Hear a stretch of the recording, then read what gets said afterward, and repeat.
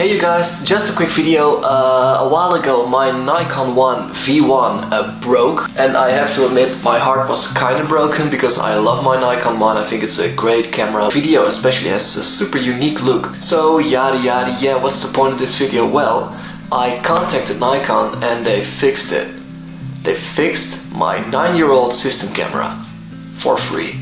You see, there it is, filming and such. Sorry for the mess, by the way. I have some fun projects going on here, like getting this tape out of this VCR. It's a tape of childhood memories and I really have to get it back, so...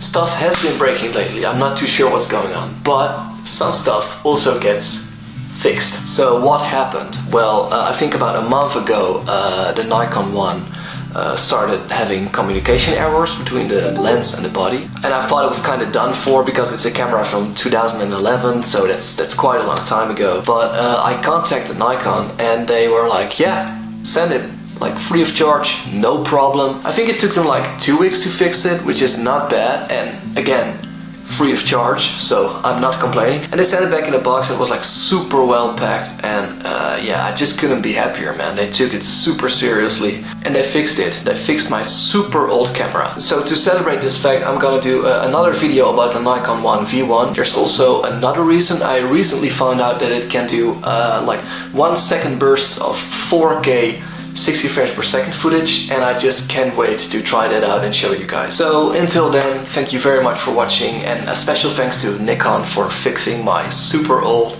super lovely camera. I can't thank you guys enough.